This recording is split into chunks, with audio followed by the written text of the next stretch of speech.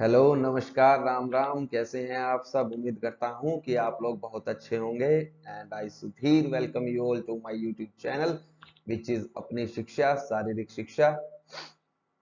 माफी चाहूंगा आप लोगों से कि 2 दिन से मेरी कोई वीडियो नहीं आई। एक्चुअली यार, I was so busy in my personal works कि मेरे को टाइम ही नहीं लगा वीडियो शूट करने का। बट आज मैं आप लोगों के लिए लेके आ रहा हूँ। हम्म तो कल हम लोगों का योग डे, इंटरनेशनल योग डे था और हम लोगों ने 8वां अंतरराष्ट्रीय योग दिवस मनाया।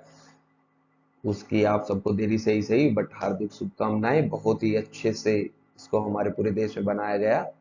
और जो ये फोटो आप स्क्रीन के ऊपर देख रहे हैं, ये केंद्रीय विद्यालय बडोपल फतेहाबाद की फोटो है। वहाँ मेरे बड़े भाई कार्यरत हैं, तो वहाँ मुझे जाने का सौभाग्य प्राप्त हुआ। तो मैंने आप लोगों के लिए एक ये सुंदर सी तस्वीर क्लिक कर ली, है ना। तो यार, मैं आप लोगों को बताना चाह रहा हूँ कि आप लोगों का जो एग्जाम है ना राजस्थान पीटीआई के लिए, वो बहुत पास है। मेरे ख्याल से हार्डली आप लोगों को 2 मंथ्स मिलेंगे प्रिपेयर करने के लिए। और उसके बाद डीएसएसबी ने भी बोल रखा है इस साल के एंड तक शायद उन लोगों का भी नोटिफिकेशन आ जाएगा न्यू वैकेंसीज के लिए। और यूपी गवर्नमेंट ने तो पहले ही बोल रखा है एलटी ग्रेड के लिए, राइट। और हाँ, मेनली मैं आप लोगों को एक चीज बता दूं, ये जो आपके 2 या 3 साल होने वाले हैं ना अभी, ये गोल्डन पीरियड होगा फिजिकल एजुकेशन वाले बच्चों के लिए। इस टाइम पे जो बच्चा थोड़ी सी मेहनत कर गया, वो समझ जाओ भाई गवर्नमेंट जॉब ले ले। और जो इस टाइम को छोड़ देगा भाई, उसके लिए तो फिर मुश्किल हो जाएगी, बहुत बहुत डिफिकल्ट हो जाएगा आगे।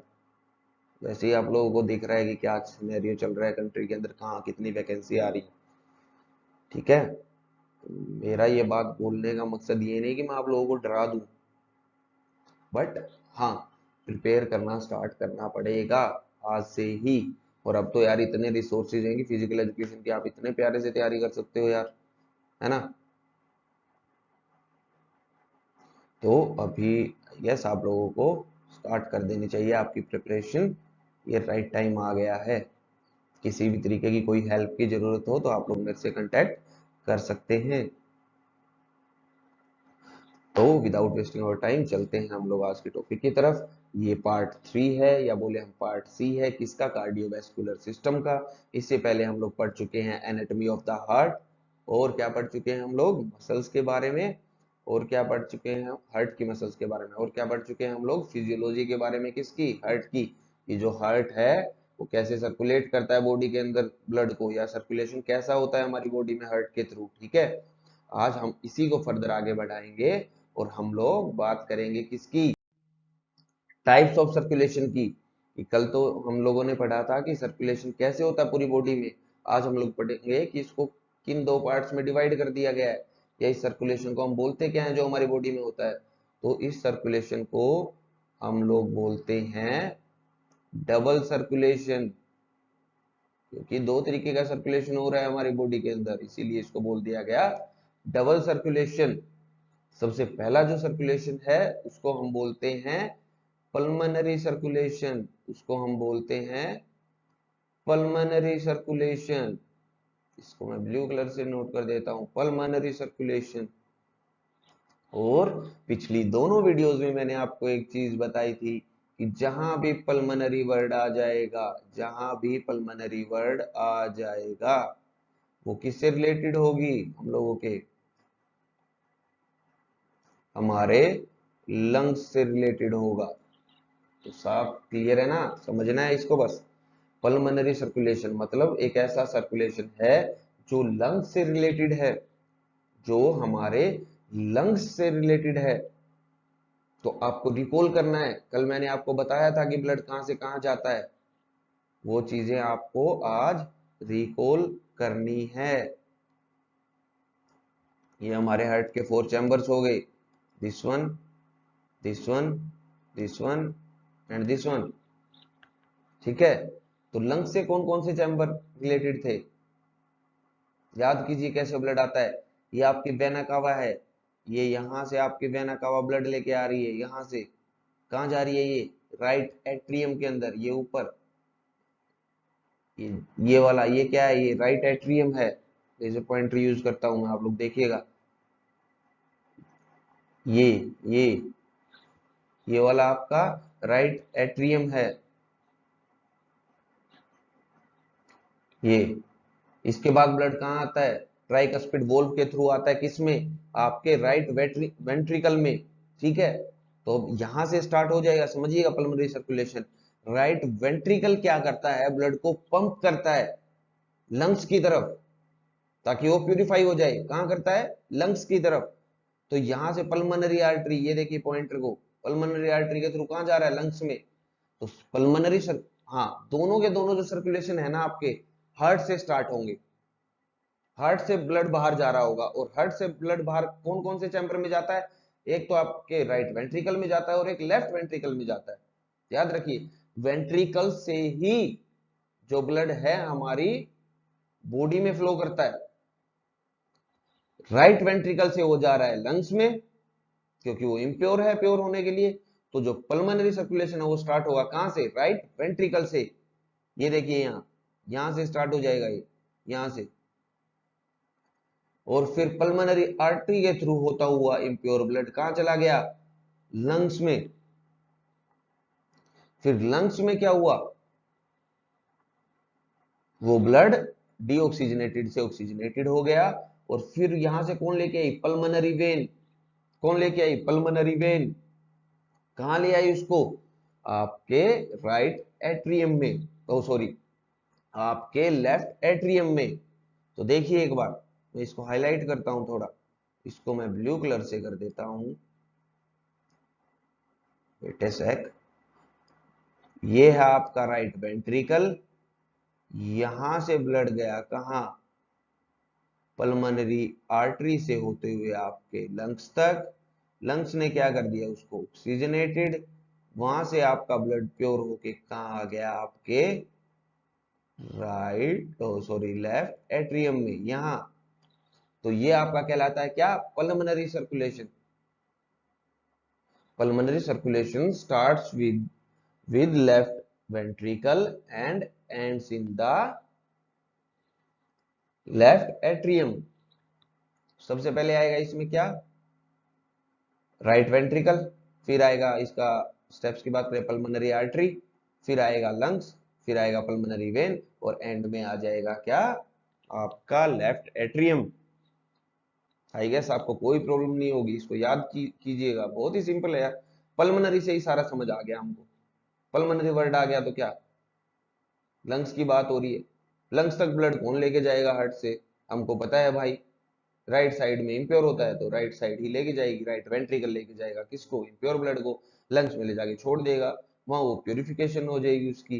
प्योरिफिकेशन होने के बाद पल्मोनरी वेन वहां से ब्लड को ले लेगी और आपके लेफ्ट एट्रियम में उसको छोड़ देगी। So simple. इसके बाद, इसके बाद बात आती है, सेकंड सर्कुलेशन कौन सा है, सिस्टेमिक सर्कुलेशन। सेकंड सर्कुलेशन कौन सा है, सिस्टेमिक सर्कुलेशन।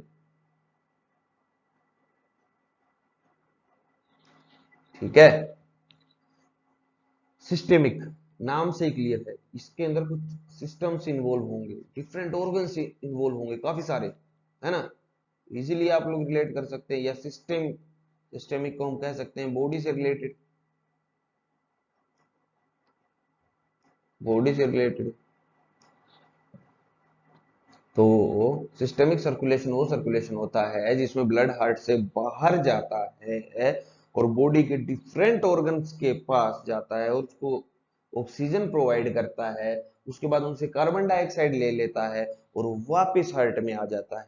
यहां से यहां तक की जो प्रोसेस है वो कहलाएगी सिस्टेमिक सर्कुलेशन। आइए समझते हैं। ये देखिए बच्चा ध्यान से, ये हम लोगों का लेफ्ट वेंट्रिकल है, हार्ट से बाहर ब्लड कौन भेजेगा, लेफ्ट वेंट्रिकल भेजेगा।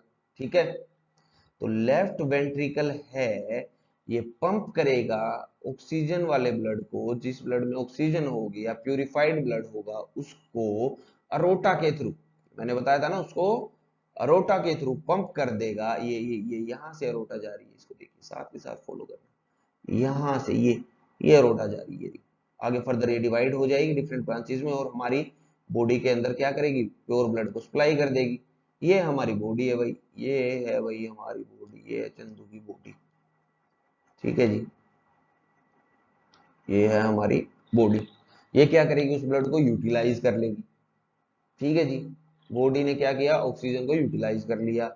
फिर क्या करेगी, कार्बन डाइऑक्साइड को छोड़ देगी। कार्बन डाइऑक्साइड को कौन ले जाएगा बॉडी से, वेना कावा, नीचे वाली बॉडी से इंफीरियर वेना कावा ले जाएगी, हार्ट से ऊपर वाले बॉडी पार्ट का सुपीरियर वेना कावा ले जाएगी। सिंपल, यहां से चला जाएगा कहाँ, ऐसे ऐसे, ये राइट एट्रियम। ठीक है जी, यहाँ पे आ गया आपका इम्प्योर ब्लड। अब आपको ध्यान क्या रखना है, जो सिस्टेमिक सर्कुलेशन है वो आप दोनों के दोनों सर्कुलेशन आपके स्टार्ट होंगे वेंट्रिकल से और एंड होंगे कहाँ, एट्रियम में। स्टार्ट होंगे वेंट्रिकल से, एंड होंगे एट्रियम में। ठीक है, पल्मोनरी सर्कुलेशन नाम आ जाए तो समझ जाना लंग्स से रिलेटेड है। लंग्स की तरफ कौन लेके जाता है, आपका right ventricle. Right ventricle blood को पंप करेगा, आपकी पल्मोनरी आर्टरी में ब्लड चला जाएगा, पल्मोनरी आर्टरी के थ्रू लंग्स के पास आ गया, लंग्स ने उसको प्यूरिफाई कर दिया, वहां से ले गई पल्मोनरी वेन, छोड़ दिया जाके कहा, लेफ्ट एट्रियम में। बस, ठीक है जी। आपके राइट वेंट्रिकल से स्टार्ट हुआ है तो एंड हो गया कहां, आपके लेफ्ट एट्रियम में। और आपके लेफ्ट वेंट्रिकल से स्टार्ट हुआ है तो एंड हो गया कहां, आपके राइट एट्रियम में। बहुत सिंपल है, ठीक है जी।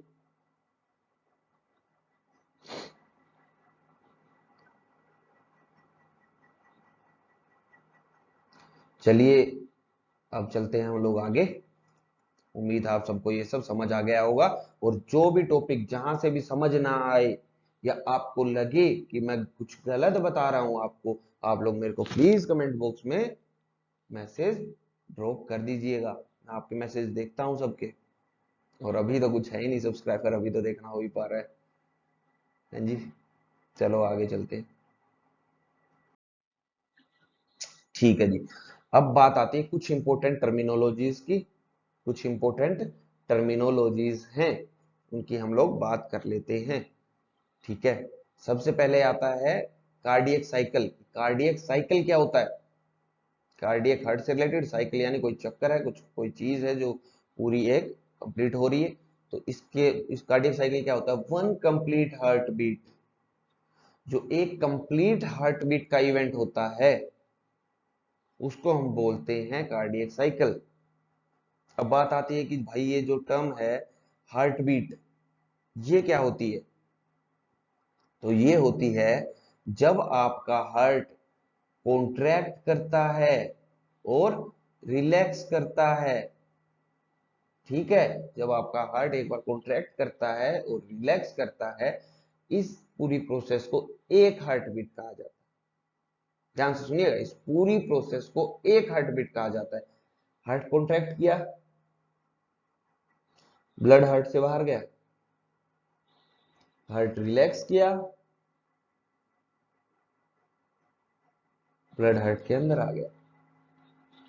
कॉन्ट्रैक्ट और रिलैक्स कौन करते हैं, आपके एट्रियम और वेंट्रिकल्स। ठीक है, इस कॉन्ट्रैक्शन और रिलैक्सेशन से क्या होता है, जनरेट होती है क्या, पल्स। एक पल्स जनरेट होती है जिसको कहा जाता है हार्ट बीट। जब आपका हार्ट एक कॉन्ट्रैक्शन करता है और रिलैक्सेशन करता है तब एक पल्स जनरेट होती है। पल्स नहीं होती, आप लोग यहाँ फाइंड आउट करते हैं यहाँ पल्स देख के कि हार्ट बीट क्या है उसकी, राइट। तो उस कंप्लीट वन पल्सेशन को क्या कहते हैं हम लोग, हार्ट बीट कहते हैं। अब बात आती है पल्स क्या होती है। पल्स होती है एक वेव जो जनरेट होती है कहाँ, आर्टरीज के अंदर, due to heart beat. Contraction और रिलैक्सेशन के बाद जो आपके आर्टरीज हैं उनमें क्या जनरेट होती है, एक वेव होती है जनरेट, वेव, लहर। तभी तो हम लोग यहाँ फाइंड आउट कर पाते हैं वो वेव, बार बार अलग अलग वेव आ रही है, समझ रहे हैं। तो एक मिनट में कितनी वेव जनरेट हो रही है उससे हम लोग पता लगा लेते हैं कि हार्ट बीट क्या है। आपने देखा होगा ऐसे ऐसे करके कई बार डॉक्टर पता लगाते हैं, है ना। या हम लोग भी नॉर्मली 15 सेकंड्स तक हम लोग काउंट करते हैं कितनी है, उसको मल्टीप्लाई बाय 4 कर देते हैं। क्यों करते हैं, क्योंकि पर मिनट में होती है हार्ट रेट। तो 15 × 4 60 सेकंड, और 60 सेकंड्स में क्या हो जाती है, 1 मिनट। तो 15 सेकंड में आपके पल्स जितनी बार आप काउंट करते हैं उसको मल्टीप्लाई बाय 4 कर देते हैं। इसके बाद बात आती है पेसमेकर। इसके बाद बात आती है पेसमेकर। ये क्या होता है? जो पेसमेकर होते हैं या ऐसे नोड होते हैं, ये कुछ पर्टिकुलर या स्पेसिफिक सेल्स होते हैं कहाँ? आपके हार्ट के अंदर, जिनका एक स्पेसिफिक फंक्शन होता है, कोई काम होता है कुछ करना। और ये होते कहाँ हैं? ये आपका मान लीजिए हार्ट है, ये मैं इसको रफली 4 चैम्बर्स में डिवाइड कर देता हूँ। ठीक है जी, ये वाला हो गया आपका राइट एट्रियम। ठीक है, तो इनकी जो पोजीशन होती है पेसमेकर की, हम लोग बोले ऐसे नोड की, वो अपर पार्ट ऑफ एट्रियम में होती है। यहाँ होती है ऐसे नोड, ये जो डॉट से शो हो रहा है ना, ये क्या आपकी ऐसे नोड। और इसका काम क्या होता है? हार्ट के अंदर इलेक्ट्रिक इंपल्स को भेजना। इलेक्ट्रिक इंपल्स क्या होते हैं? इलेक्ट्रिक इंपल्स वो सिग्नल्स होते हैं जिनको रिसीव करने के बाद मसल्स एक्ट करती हैं या हमारे बॉडी ऑर्गन्स एक्ट करते हैं। हमारी पूरी बॉडी के अंदर जो सिग्नल्स भेजने का काम करता है, आप सोच रहे होंगे वो हमारा ब्रेन करता है। आप कह रहे हैं सर आप बोल रहे हो यहाँ ऐसे नोट करती है, बट हमेशा इस चीज को याद रखना, हार्ट अपने इलेक्ट्रिक इंपल्स खुद जनरेट करता है। हार्ट अपने इलेक्ट्रिक इंपल्स खुद जनरेट करता है। तो जो ये ऐसे नोड है, ये यहाँ से इलेक्ट्रिक इंपल्स को जनरेट करती है। ऐसे ऐसे ऐसे वो जाते हैं यहाँ वेंट्रिकल में भी, एट्रियम में भी, इधर नीचे ऐसे। ठीक है, इसको और अच्छे से आगे बढ़ेंगे। कुछ स्पेशलाइज सेल होती है जिनकी वर्किंग होता है इलेक्ट्रिक इंपल्स को जनरेट करना। उन्हीं की वजह से हमारा हार्ट कॉन्ट्रैक्ट करता है, रिलैक्स करता है, या हम कहें काम करता है।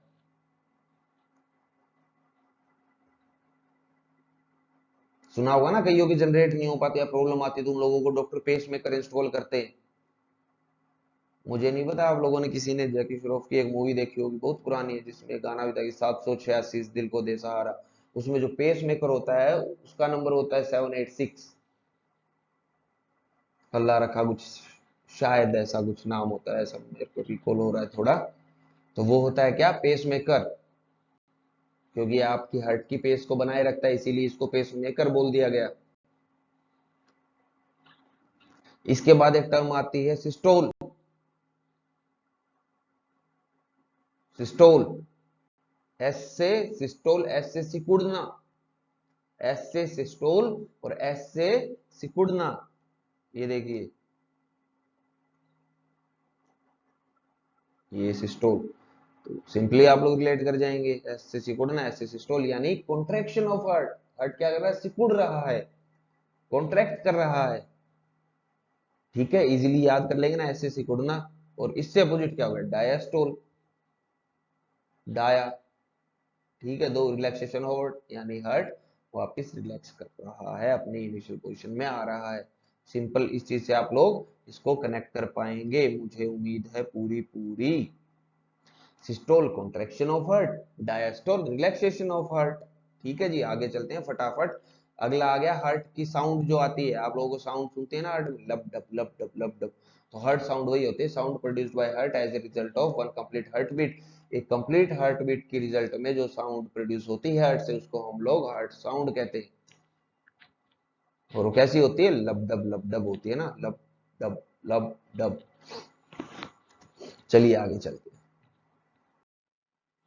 हाँ जी, ये देखिए, ये यहाँ, ये क्या है? आप लोगों का हार्ट है। ठीक है जी, अभी मैंने बताया था ना एसए नोड। ठीक है, एसएन नोड होती है जो यहाँ, एसए नोड, ये इसको बोलते हैं हम लोग, रुकिए मैं दूसरे इसको यूज कर लेता हूं, S A node, SA node. ठीक है जी, इसका नाम एस स्टैंड्स फॉर साइनस। ठीक है, ये पोजीशन है इसलिए इसको साइनस बोलते। ए से, ये कहाँ है एसए नोड? मैंने बोला था ना, ये कौन सा पार्ट आपका? एट्रियम है, और एट्रियम भी कौन सा? Right atrium. तो एसए नोड, इसको नाम दे दिया गया sinus atrial node, sinus atrial node. ठीक है जी, और इसको ही पेस मेकर कहते हैं। तो यहाँ एक क्वेश्चन आ गया कि पेस मेकर किसको बोलते हैं? को बताना है कि ऐसे नोड को pace maker of the heart बोला जाता है। ठीक है जी, इसका काम क्या है? अब देखिए अच्छे से समझिएगा, इसका काम क्या है। ये यहां से क्या करेगी, इलेक्ट्रिक इंपल्स जनरेट करेगी, इलेक्ट्रिक सिग्नल जनरेट करेगी। इसने इलेक्ट्रिक सिग्नल को जनरेट किया, ठीक है जी।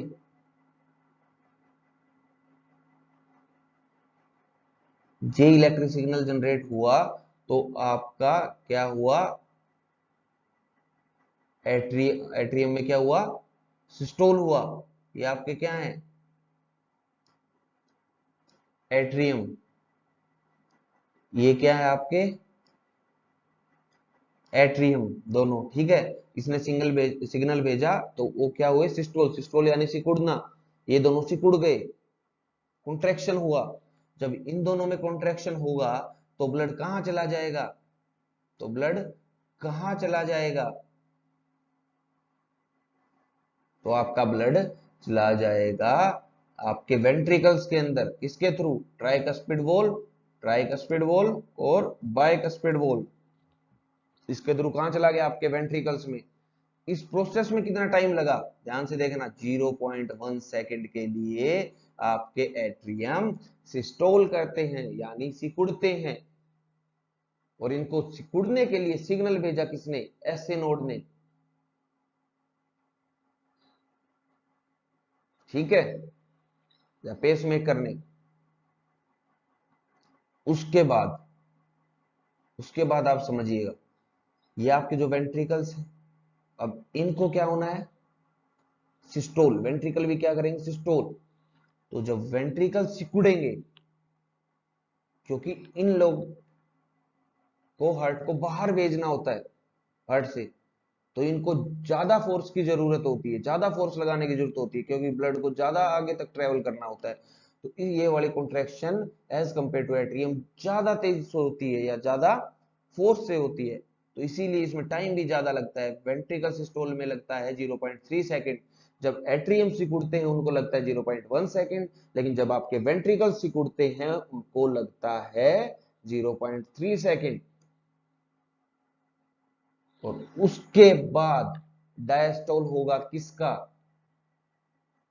वेंट्रिकुलर डायस्टोल, या इन चैम्बर्स का डायस्टोल होगा, ये वापस खुलेंगे। तो आपने एक चीज देखी होगी, जब कोई चीज हम स्पंज बोल को फॉर एग्जांपल सॉरी, स्पंज बोल को हम लोग जब सिस्टोल करते हैं, उसको सिकुड़ते हैं, उसको ऐसे प्रेस करते हैं, कॉन्ट्रैक्ट करते हैं उसको, तो उसमें कम टाइम लगता है ना, लेकिन जब वो वापस अपने इनिशियल पोजीशन में आती है उसमें ज्यादा टाइम लगता है, ठीक है। तो किसी भी चीज को सिकुड़ने में कम टाइम और उसको रिलैक्स करने में ज्यादा टाइम लगता है। तो आपका जो वेंट्रिकल डायस्टोल है वो होता है कितना, 0.4 सेकेंड, ये चीजें आपको याद रखनी है। और टोटल जो टाइम है सिस्टोल और डायस्टोल का वो होता है 0.8 सेकेंड, वो होता है 0.8 सेकेंड्स। उम्मीद करता हूं आपको कोई परेशानी नहीं होगी। चलो ठीक है, मैंने एट्रियम का तो आपको बता दिया कि ये लोग कैसे वर्क करते हैं, कैसे कॉन्ट्रैक्ट करते हैं, सिस्टोल कैसे होता है इनमें। अब ये सिग्नल्स आगे कैसे जाते हैं, एसए नोड ने सिग्नल दिए यहाँ, यहाँ ये सिकुड़ गए, उसके बाद ये सिग्नल ट्रांसमिट हो जाता है। अब ध्यान से देखिएगा, यहाँ ये देखिए, यहाँ इस येलो के बीच में एक ये रेड डॉट दिख रही होगी आपको, दिख रही है, ये इसको हम बोलते हैं एवी नोड, इसको हम बोलते हैं क्या, एवी नोड। और इसको एवी नोड किस लिए बोलते हैं, इसको एवी नोड इसलिए बोलते हैं क्योंकि जो इसकी प्लेसमेंट है, जहां ये सिचुएटेड है, वो है बीच में किसके, एट्रियम और वेंट्रिकल्स के बीच में है, तो इसीलिए इसको बोल दिया गया atrio ventricular node, atrio ventricular node, atrio ventricular node. अब इसका काम क्या होता है, इसका काम होता है जो ये इलेक्ट्रिक इंपल्स ऐसे नोड ने दिए हैं इसको, उनको आगे पास ऑन कर दे। जहां जो मैं येलो कलर से ये बना रहा हूं ना बंडल्स, इसको बोलते हैं बंडल ऑफ हिस, इसको बोलते हैं बंडल ऑफ हिस, ठीक है जी, बंडल ऑफ हिस।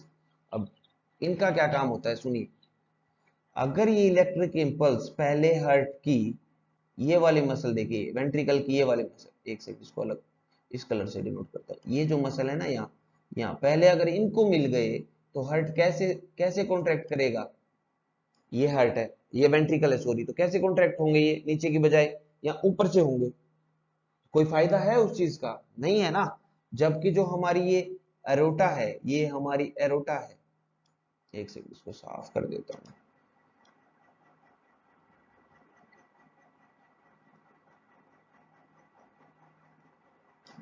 अब देखिए,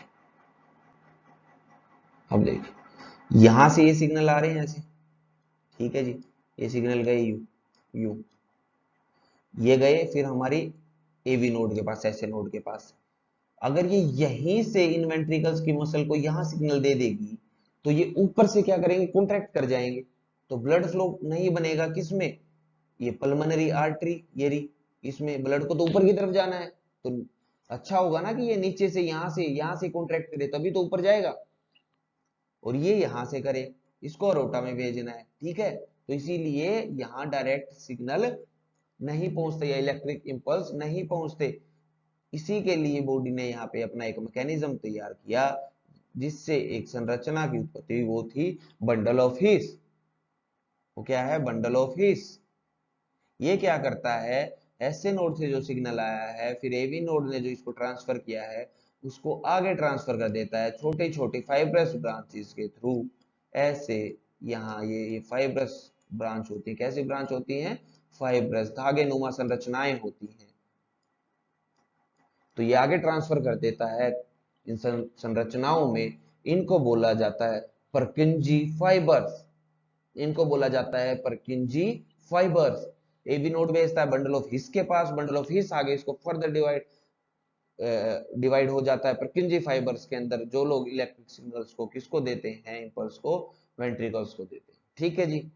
आई होप आप लोगों को कोई दिक्कत नहीं आई होगी।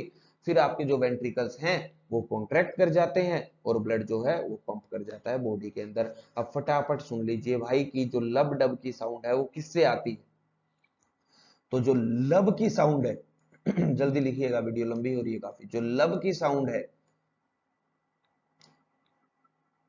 जो लब की साउंड है वो कब आती है, जब आपके ये वेंट्रिकल, ये देखिए इसको मैं थोड़ा सा दूसरे कलर से कर देता हूं फटाफट, जो आपके ये वेंट्रिकल हैं ये कॉन्ट्रैक्ट होते हैं, ये कॉन्ट्रैक्ट होते हैं, तो जो ये आपकी वोल्व है, कौन सी वोल्व, ट्राइकस्पिड वोल्व और बाइकस्पिड वोल्व, ये पहले ओपन होती है फिर ये क्या होती है, एकदम क्लोज हो जाती है, एकदम क्लोज होती है, और इस हार्ड क्लोजिंग की वजह से जो साउंड प्रोड्यूस होती है उस साउंड को नाम दिया गया लब साउंड, उस साउंड को नाम दिया गया लब साउंड, साउंड को जो नाम दिया गया वो लब, ठीक है। दोबारा देखिए, ट्राइकस्पिड वोल्व और बाइकस्पिड वोल्व की क्लोजिंग के ऊपर जो साउंड प्रोड्यूस होती है उसको नाम दिया गया लब साउंड।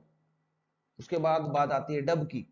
अब डब कब आएगा, ये आपकी है क्या, पल्मोनरी आर्टरी, ये आपकी क्या है, एरोटा, पल्मोनरी आर्टरी पे पल्मोनरी वोल्व है और एरोटा के ऊपर आर्ट्रियल वोल्व है।